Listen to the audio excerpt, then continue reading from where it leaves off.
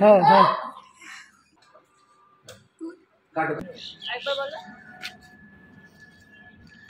Hello guys, welcome to an other shooting blog. তো আমি আবার চলে এসেছি পূজাদির বাড়ি থেকে ডিরেক্টলি একটা নতুন শুটিং ব্লগ নিয়ে। তো আমাদের শ্যুটে তো পূজাদি আর স্বর্ণদা রোজ থাকেই, কিন্তু তার সাথেও আজকে স্পেশাল দুজন ছিল, আমাদের প্রিয়াঙ্কাদি আর আমাদের গোল্ডু, মানে তোমাদের লিটিল গোল্ড। আর তোমরা তো জানোই এই গোল্ডকে নিয়ে শ্যুট করা মানে একটা যুদ্ধ জয় করা। আমরাই জানি ওকে নিয়ে শ্যুট করতে গেলে আমাদের কি কি করতে হয়।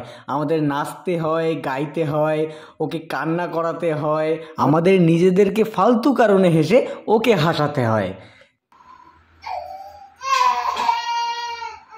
Rolling action. প্রিয়াঙ্কা কোথায় গেল মেয়েটা? তোমরা তো দেখলে গোল্ড প্রথমে কান্না করছিল, আর গোল্ডকে হাসানোর জন্য আমাদের প্রিয়াঙ্কা দি ক্যামেরার পেছন থেকে ওকে একটু ভেঙাচ্ছিল যাতে ও একটু হাসে আর ওর কান্নাটা থামে। সারাদিন এই গরমের মধ্যে শ্যুট করতে আমরাই হাঁপিয়ে যাই, আর গোল্ড ও তো ছোট্ট একটা বাচ্চা, ওর তো ঘুম পাবেই, কিচ্ছু করার নেই।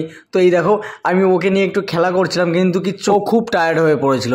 তারপরে ওকে আমি ওঠানোর জন্য বলেছিলাম আমাকে একটা হামি দাও, ও হামি দিল ঠিকই, কিন্তু দিয়ে আবার সেই শুয়ে পড়লো ঘুমানোর জন্য।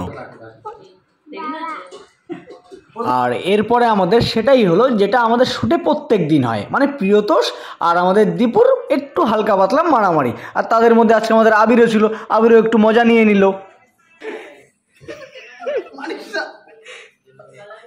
তো এতক্ষণ তো আমরা ইনডোরে শ্যুট করছিলাম, কিন্তু এখন এই যে পাশে একটা পার্ক, এখানে আমরা চলে এসেছি আউটডোরে শ্যুট করতে।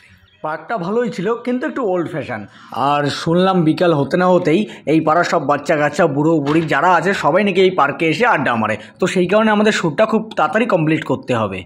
এই আরেকটা কথা তো তোমাদের বলতে ভুলেই গেছি, এই যে সুমনার দিকে দেখলে, এই সুমনা দিও কিন্তু আজকে আমাদের শ্যুটে ছিল। আর এই সুমনা দিকে তোমরা কিন্তু অনেক ভিডিওতে দেখেছো। এরপরেই স্বর্ণদার ড্রেস চেঞ্জ ছিল, তাই আমি আর প্রিয়তোষ একটু বাচ্চা হয়ে গেলাম, আর তখনই সিসতে চড়ে নিলাম।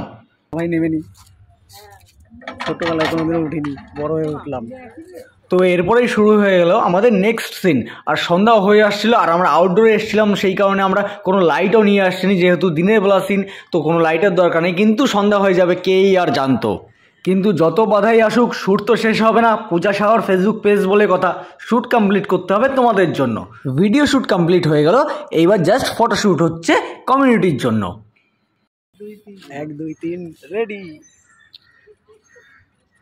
চলো, তো আমাদের শ্যুটও শেষ, আর তার সাথে সাথে আমার ব্লগও শেষ। দেখা হচ্ছে পরের ভিডিওতে।